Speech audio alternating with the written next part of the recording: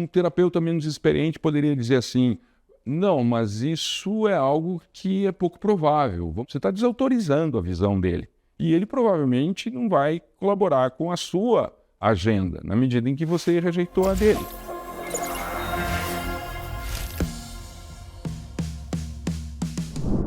Um exemplo que eu vou falar brevemente para vocês é, por exemplo, um paciente no quadro de mania, um paciente com 30 anos, que ele é trazido para a consulta pela família. Ele agrediu o pai, acha que a aceleração dele se deve ao estresse ambiental e a endorfinas liberadas quando ele faz atividade física, que ele tem estado muito energético, dormindo pouco, muito irritável, ou seja, é um paciente com um quadro de mania, né? Os pacientes têm diferentes objetivos: desabafar, receber medicação, falar sobre coisas difíceis. Às vezes vem mais porque a família, os familiares pressionam tanto, os amigos, vou lá então, o pessoal parar de atazanar a vida. Mas às vezes também tem coisas envolvendo manipulação, ou a pessoa está interessada em obter drogas de abuso, e em qualquer uma dessas circunstâncias que você veja um caráter mais ou menos problemático nas motivações conscientes da pessoa, é muito importante esclarecer. Ou seja, o que você tem em mente com essa entrevista? O que você acha que... O que você precisa de mim nessa entrevista? Eu acho que é uma maneira de esclarecer as coisas logo de início, para também não ficar tergiversando muito, né? Uma outra coisa muito importante é uma avaliação inicial do exame do estado mental. Isso pode nos dar uma ideia do diagnóstico provável, e isso vai nos orientar para uma exploração mais específica depois no campo da entrevista. Por exemplo, indícios de psicose. O paciente tem afrouxamento de associação, tem um afeto intenso, ou então um afeto embotado. A gente pode ter uma ideia já na abertura da entrevista. Ocasionalmente surgem resistências, ou seja, ou o paciente não fala, ou ele tem uma atitude evasiva, se mostra até mesmo hostil, não responde. Nessas circunstâncias, a gente precisa, então, encarar essas resistências, porque, do contrário, a entrevista não vai progredir. E uma das maneiras é o que alguns autores, por exemplo, esse que vocês veem aí, sugere que a gente deve tentar fazer com que o paciente nomeie emoções. Algo do gênero assim: olha, eu estou percebendo que você não está muito à vontade com a nossa conversa, perfeitamente compreensível, às vezes a gente fica chateado e tal. Você poderia tentar descrever o que você está sentindo com relação à entrevista que a gente está tendo aqui, o que você está achando disso, até para que eu possa me adequar e a gente possa ter uma conversa mais produtiva. E ocasionalmente a pessoa está tá agitada, agressiva, ou desorganizada, ou hostil, e aí, às vezes, a melhor entrevista é uma entrevista curta, ou seja, provavelmente seria num pronto-socorro, ou se não for, você precisa estar atento para proteger a si e as demais pessoas da equipe. E às vezes o melhor é encerrar a entrevista logo de início. Estar atento à motivação inconsciente do paciente é importante. Existe arte na entrevista, porque a gente não fica só prestando atenção no que objetivamente a pessoa fala, mas também no que transparece pelo comportamento, pelos gestos e a razão pela qual a pessoa não fala daquilo. Que são as motivações inconscientes, não é? Por exemplo, esse paciente é um paciente que está num quadro de mania, pressão de fala. Ele acabou sendo trazido pelo pai porque ele esguichou gás-pimenta numa briga de família do pai.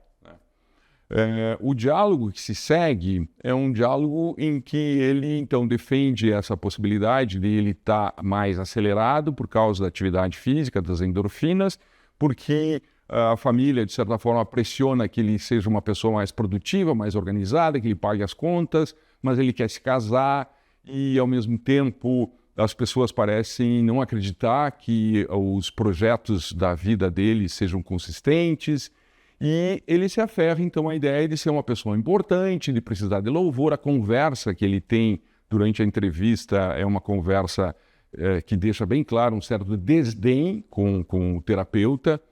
ele está receoso de que ele possa perder a autonomia, que ele possa ser internado involuntariamente. Então, é como se inconscientemente ele estivesse tendo uma atitude reativa a uma condição de estar fragilizado, de estar à mercê, e, portanto, ele se mostra assim mais arrogante, até hostil, não é? Bom, se a gente não prestar atenção a essa necessidade inconsciente do paciente, a gente não vai conseguir grande coisa. Então, na medida em que você se deixa levar pela opinião dele com relação, por exemplo, eu estou acelerado por causa das endorfinas. Um terapeuta menos experiente poderia dizer assim, não, mas isso é algo que é pouco provável. Vamos falar do que realmente está acontecendo. Ou seja, o que você está falando é uma fantasia, vamos para o que é real. Você está desautorizando a visão dele. E ele provavelmente não vai colaborar com a sua agenda, na medida em que você rejeitou a dele. Mais prático seria você, por exemplo, lançar a mão de um argumento que levasse em consideração a opinião dele. Como é que é isso Como é que é essa coisa das endorfinas? Me explica. Ele vai explicar para você que ele leu em algum lugar, que é assim mesmo e tal.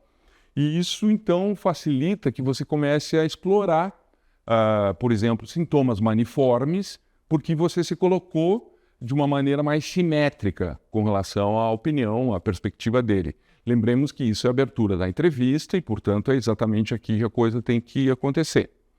Idealmente, uma entrevista, a pessoa seria uma pessoa colaborativa, você ia colocando de uma maneira estruturada as questões e a pessoa iria colaborando da melhor maneira possível. Mas, infelizmente, na grande maioria das vezes, não é o que acontece.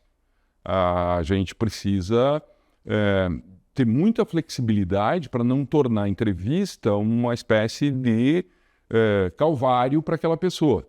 Tá? E para isso é importante ter flexibilidade e estar muito atento a padrões da comunicação. Gente, isso aqui, por exemplo, são características, tem basicamente 3 tipos que aqui estão representados na entrevista. Uma entrevista travada, que o paciente fala pouco, ele não colabora, se sente assim, às vezes meio contrariado e tal. Em geral, os parâmetros objetivos, um deles é a duração da resposta, ou seja, depois que você formula uma questão, quanto tempo essa pessoa produz uma resposta a essa questão? Em geral, uma entrevista travada produz pouquíssimo. Ou então, latência de resposta, que é aquele tempo transcorrido entre você ter terminado uma proposição, um questionamento, e a pessoa começar a responder. Quando a pessoa está defensiva, ela pensa muito antes de responder. Ou quando ela está decidindo o que ela pode, o que não pode falar. Ou quando ela talvez simplesmente não esteja conseguindo organizar o pensamento de uma maneira mais fluente. Então, vai ter uma latência de resposta maior. Em geral, gesticulação, expressão fisionômica gestual está reduzida também. E a gente pode piorar as coisas se a gente, por exemplo, fizer perguntas fechadas, perguntas que a pessoa possa responder com um sim ou não. Ou a gente focar demais. Me disseram que você está escutando vozes, não é? Então, como é que é isso? Nossa, isso tende a tornar a entrevista ainda mais truncada, não é? E também quando você se mostra mais distante, você não exibe nenhuma atitude, nenhum estímulo de suporte para que a pessoa produza. Colocações empáticas, por exemplo, né? A entrevista digressiva é o contrário, ou seja, a pessoa fala bastante, duração da resposta grande, a latência, você mal termina de falar, a pessoa já está respondendo. Variável, o quão gestual ou não, mas em geral são entrevistas em que a pessoa se expressa fisionomicamente, com gestos de uma forma maior, não é? E a gente pode piorar as coisas fazendo perguntas abertas, que aí a pessoa se sente estimulada a falar mais ainda. E focalizar menos. E também fazer colocações empáticas, até estimulando aquele falar digressivo, não é? A outra possibilidade são as entrevistas ensaiadas. Em geral, são pacientes que já padecem de um problema há muito tempo, às vezes até quadros psicóticos crônicos, que a pessoa eles tiveram N entrevistas, eles já sabem os jargões técnicos, então eles tendem até a ter uma duração de resposta aumentada, a latência de resposta está menor, a gesticulação vai depender muito, às vezes tem sintoma negativo envolvendo também, não é?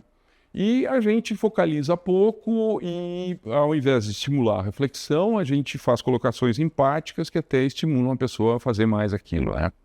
Bom, na entrevista travada, é importante a gente fazer perguntas abertas, às vezes até comandos.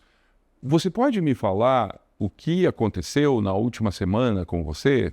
Ou qual é a sua opinião a respeito dos conflitos que estão havendo lá no seu trabalho, né? Então, às vezes a pessoa demora para engrenar e aí você pode fazer uma sucessão de perguntas abertas. Ou então pegar tópicos, temas que você saiba que existe um investimento emocional por parte da pessoa, que aquilo vai mobilizar e ela vai querer falar. E é óbvio que com isso, na medida em que a técnica funcione, vai haver um aumento na duração da resposta. Evitar, especialmente no início, tópicos mais sensíveis que gerem constrangimento. A busca de tópicos envolve as questões que a gente tem uma ideia de que a pessoa esteja mais envolvida afetivamente, mais mobilizada emocionalmente, não é? O contato visual, manifestações de estímulo, movimentos de cabeça, continue, vamos lá, é importante, né? Evitar pausas, porque às vezes quando o paciente está calado e você faz uma série de perguntas abertas, o paciente não responde. Continua fazendo, porque vai chegar um ponto em que a pessoa vai se sentir até constrangida, é como se ela precisa falar alguma coisa, não é? E isso é melhor do que pausa, porque pausa em geral quebra o ritmo, por mais precário que ele possa ser. Existem algumas situações que a gente precisa tomar cuidado, por exemplo, paciente psicótico desorganizado, a gente tem que manter um ritmo mais devagar, porque eles podem reagir muito mal. Às vezes os pacientes ansiosos também ficam mais ansiosos, então cuidado. Essa, gente, é uma listinha para vocês darem uma olhada do que seriam questões abertas, variáveis ou fechadas. Pergunta fechada, por exemplo. Você acha que seu filho vai ser aprovado? Você está feliz ou está triste? São perguntas assim que não envolvem muita elaboração. Por outro lado, se você pergunta que planos você tem para o seu futuro? Qual é a sua opinião a respeito do casamento? Nossa, dá para escrever uma tese sobre essas coisas. Então, certamente as perguntas abertas vão estimular mais, né? Por outro lado, a entrevista digressiva a gente precisa focalizar, porque é muito comum que as pessoas tenham um tipo de pensamento tangencial ou circunstancial. São pacientes, em geral, prolixos e o terapeuta meio que se perde na fala e gera um clima meio enfadonho, porque você vê que você não está tendo muito sucesso em questões que são muito importantes para que você tenha uma ideia das questões diagnósticas envolvidas, não é? É bastante comum em estruturas de personalidade com características histriônicas, ou então em quadros de hipomania, ou o paciente ansioso, às vezes ele fala bastante, não é? E se porventura, ao invés de você tentar focalizar, você fizer bastante perguntas abertas e usar gestos, palavras de estímulo para que a pessoa fale, se você tomar nota, por exemplo, quando a gente toma nota, basicamente você está dizendo para a pessoa, olha, isso que você falou é importante, continua. E, na verdade, não é. Então, tem que tomar cuidado com esses aspectos aí. Então, a fase de exploração, na introdução, na abertura, você vai identificar o estilo digressivo da entrevista e aí a ideia é já, no final da abertura, início do campo, você começar a focalizar, começar a estruturar melhor a entrevista, porque, do contrário, o tempo vai passar e vai ser difícil você coletar informações, não é? Então, a princípio, a gente tem... É desejável que a gente faça mais perguntas fechadas do que abertas, tentar não estimular com reforçadores para que a pessoa continue falando tanto e muitas vezes de coisas que não são pertinentes àquilo que você, com base na sua hipótese diagnóstica, acha que tenha mais relevância, e a gente deve começar a estruturar.